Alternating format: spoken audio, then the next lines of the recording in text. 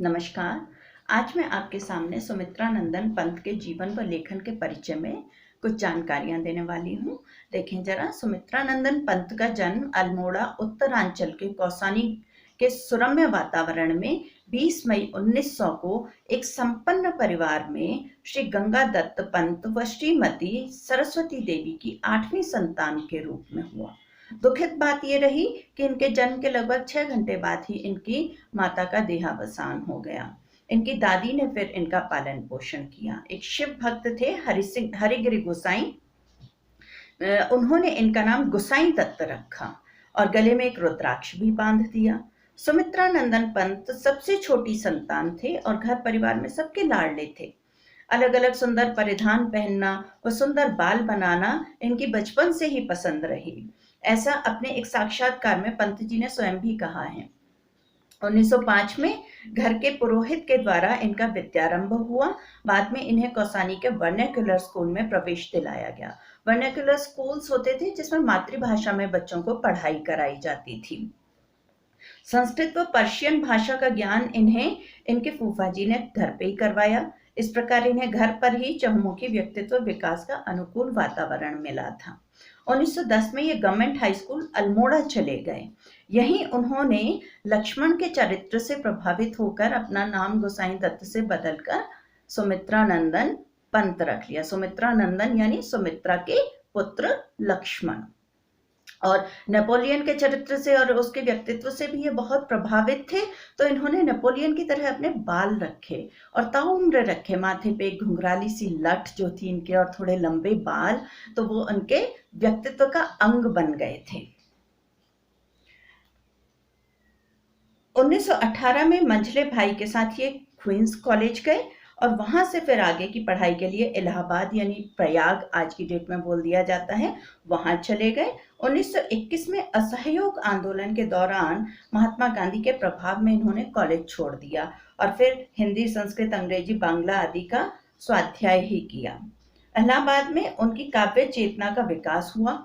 वीणा और पल्लव काव्य संग्रहों की अधिकतर कविताओं की रचना इन्होंने इलाहाबाद में रहकर ही की। कुछ वर्षों बाद उन्हें घोर आर्थिक संकटों का सामना करना पड़ा और इस सब से जूझते हुए इनके पिता का निधन भी हो गया। कर्ज चुकाने के लिए घर और जमीन तक बिक गई। इन्हीं परिस्थितियों में वे मार्क्सवाद की ओर उन्मुख हुए और फ्राइड की विचारधारा से भी प्रभावित हुए। 1931 में पंत जी अपने बड़े भाई हरिदत्त पंत के पास लखनऊ चले गए, जहां उनकी मुलाकात महाकवि निराला व काला कांकर स्टेट के कुंवर सुरेश सिंह से हुई। सुरेश सिंह इनके घनिष्ठ मित्र हो गए और पंत सुरेश सिंह के साथ प्रतापगढ़ चले गए और कई वर्ष वहीं पर रहे। फिर वो सुरेश सिंह के आग्रह पर उन्होंने 1938 में रूपाभ नामक प्रगतिशील मासिक पत्रिका का संपादन भी किया। श्री अरविंद आश्रम की यात्रा से इनकी आध्यात्मिक चेतना का विकास हुआ। 1950 से 1957 तक आकाशवाणी में वे परामर्शदाता रहे। 1958 में युगवाणी से वाणी काव्य संग्रहों की प्रतिनिधि कविताओं का संकलन चिदंबरा में प्रकाशित हुआ, जिस पर 1968 में उन्हें भारतीय ज्ञानपीठ पुरस्कार प्राप्त हुआ। 1960 में कला और बूढ़ा चांद और काव्य संग्रह के लिए साहित्य अकादमी पुरस्कार प्राप्त हुआ। 1961 में पद्म भूषण की उपाधि से विभूषित हुए। 1964 में विशाल महाकाव्य लोकायतन का प्रकाशन हुआ। वे जीवन पर्यंत रचनारत रहे। अविवाहित रहे। नारी और प्रकृति के प्रति इनके सौंदर्य परक भाव रहे हैं और अंततः 28 दिसंबर 1977 को इनकी मृत्यु हो गई थी। इनका जरा साहित्य सृजन देख लेते हैं हम। 7 वर्ष की उम्र में चौथी कक्षा से उन्होंने लिखना शुरू कर दिया था, जब वो चौथी कक्षा में ही थे। 1918 के आसपास तक वे हिंदी के नवीन धारा के प्रवर्तक के रूप में पहचाने जाने लगे थे। इस दौर की उनकी कविताएं वीणा काव्य संकलन में संकलित हैं। वीणा काव्य संकलन की भूमिका में उन्होंने अपने काव्यात्मक व्यक्तित्व पर प्रकाश डालते हुए लिखा है, खुद उनके शब्द हैं ये: अपने काव्य जीवन पर दृष्टिपात करने पर मेरे भीतर यह बात स्पष्ट हो जाती है कि मेरे किशोर प्राणमूक कवि को बाहर लाने का सर्वाधिक श्रेय मेरी जन्मभूमि के उस नैसर्गिक सौंदर्य को है जिसकी गोद में मैं पलकर बड़ा हुआ हूँ। कुमाऊं की पहाड़ियों में ये पलकर बड़े हुए हैं, उत्तरांचल में पलकर बड़े हुए, तो सुरम्य वातावरण तो वहाँ का है ही, हिमालय में ये पले बड़े हैं। मेरे भीतर ऐसे संस्कार अवश्य रहे होंगे जिन्होंने मुझे कवि कर्म की प्रेरणा दी थी। 1926 में पल्लव संकलन प्रकाशित हुआ। 1938 में रूपाभ प्रगतिशील मासिक पत्रिका का संपादन किया। ये बात मैंने पहले भी बता दी है आपको। शमशेर बहादुर सिंह और रघुपति सहाय जैसे लेखकों के संपर्क में भी ये आए और प्रगतिशील लेखक संघ से भी जुड़े। उनकी विचारधारा योगी अरविंद सिंह से भी प्रभावित हुई, जो बाद में उनकी रचनाओं स्वर्ण किरण और स्वर्ण धूलि में देखी जा सकती हैं। वाणी और पल्लव में संकलित उनके छोटे गीत विराट व्यापक सौंदर्य तथा पवित्रता का साक्षात्कार कराते हैं। युगांत की रचनाओं के लेखन तक वे प्रगतिशील विचारधारा से जुड़े लगते हैं। युगांत से ग्राम्य तक उनकी विचारधारा प्रगतिवाद के निश्चित प्रखर स्वरों का उद्घोषणा करती है। उनके निश्चित प्रखर स्वरों की उद्घोषणा करती है। उनके साहित्यिक यात्रा के 3 प्रमुख पड़ाव हैं। प्रथम में वे छायावादी हैं। छायावाद के 4 स्तंभ में प्रसाद पंत, महादेवी निराला शामिल हैं। दूसरे चरण में समाजवादी आदर्शों से प्रेरित प्रगतिवादी कवि ये हैं, और तीसरे में अरविंद दर्शन से प्रभावित आध्यात्मवादी इनका लेखन है। पंत जी का काव्य विकास देख लेते हैं। पंत जी का काव्य विकास अंतर्मुखता से निरंतर बहिर्मुख होने का इतिहास है।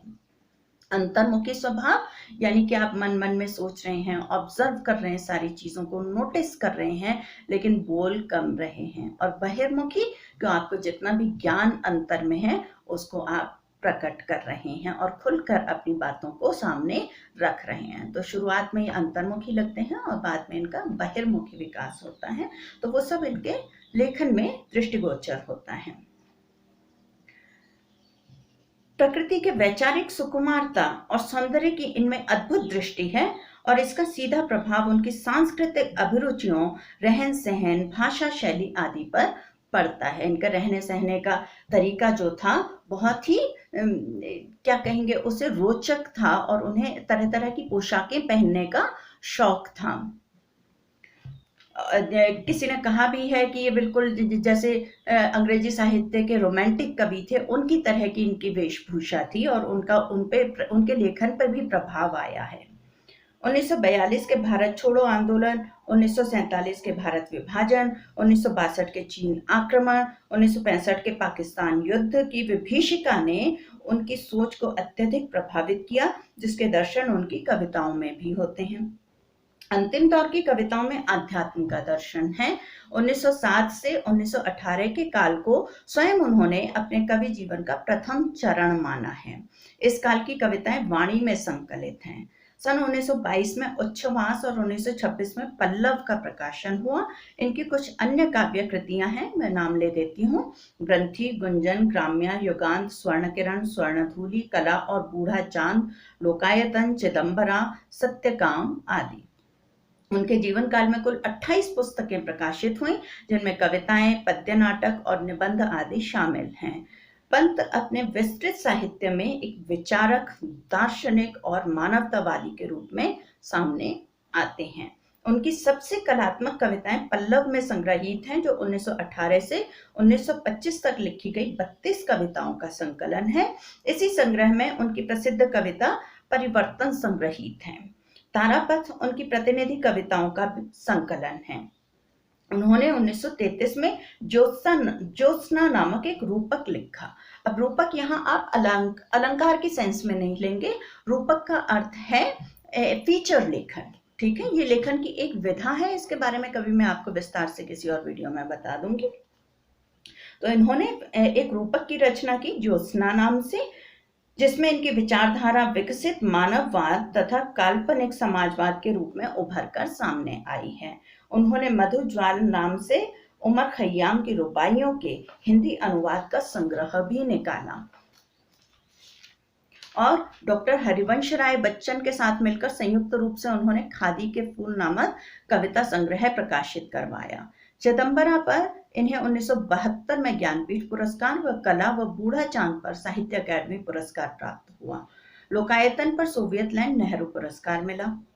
इनकी विचारधारा देख लेते हैं। विचारधारा इनका जो संपूर्ण साहित्य सत्यम शिवम सुंदरम के आदर्शों से प्रभावित होते हुए भी समय के साथ निरंतर बदलता रहा है।